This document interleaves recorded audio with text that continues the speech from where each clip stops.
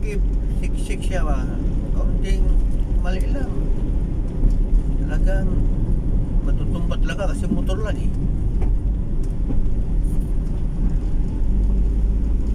Sana huwag naman kumpiyansa. Pangit kasi ng ganyan ugali mga kabahedor. Yan kasi ang resulta mga kabahedor pag ano, pag maghabol sa oras ba, kasi late na, misiksik na, mabilis ng takbo, yun ang resulta. Maalis siya tuloy.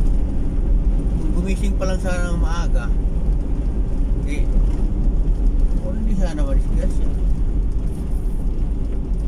Talaga naman, no?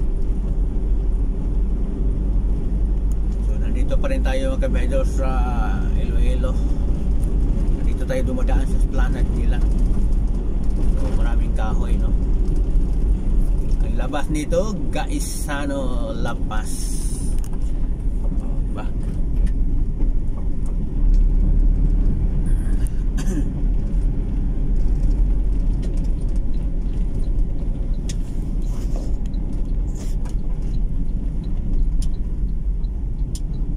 Maging kamuti driver. So, ito na tayo banda area sa ano? Capitolio. Capitol Province. Sa oras na ito, alas 8. So, ito mag-umpisa ang traffic. Nandito naman yung bikers.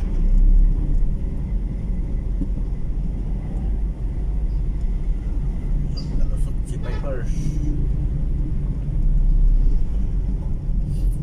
Talaga yung mga modern jeepney mga kabahedor, no? Mas lalong naka-traffic kasi laki kasi nila. Dapat mga minibus, mga bus, dapat dito sa siyudad mag ano, masahero, dapat sa probinsya sila. Kasi dito kasi dami sasakyan eh. Tapos lalaki nila, diba?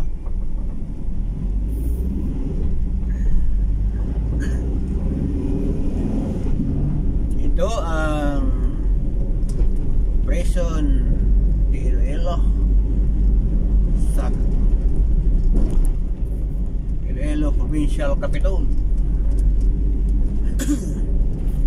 Sa harap natin, ito ang Iloilo Supermarket.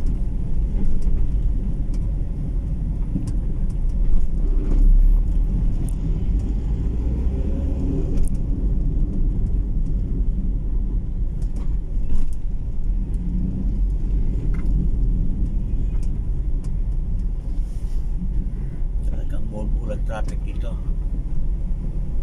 Dami kasing nagkuros-kuros na mga daan.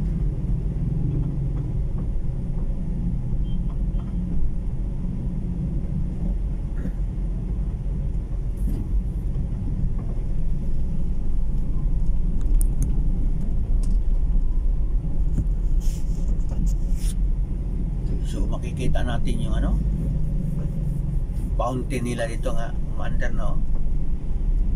Fountain ng Capitolio. Ganda rin tingnan.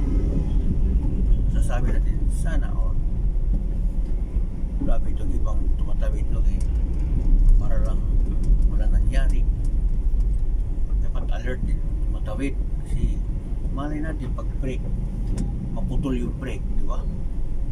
Kaya huwag tayo magkumpiyansa sa tumatawid. Delikado pa rin yung ganyan.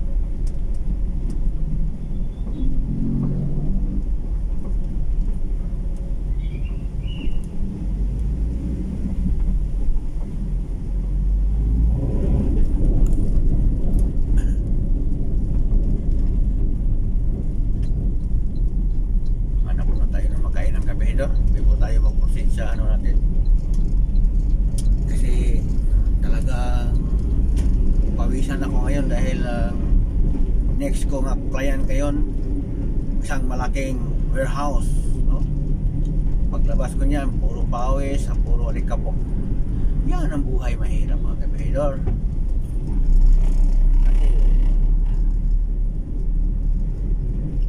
house yun eh. Daming alikabok. At saka napakainit. Bawis alikabok talaga ang makuha natin pagkatapos sa trabaho.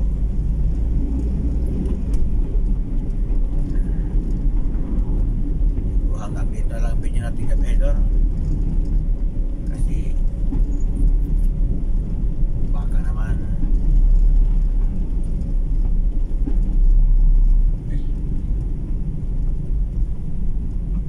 ganito talaga ng esplanade nila dito. Daming nagpasalapat siya lang mag-jogging.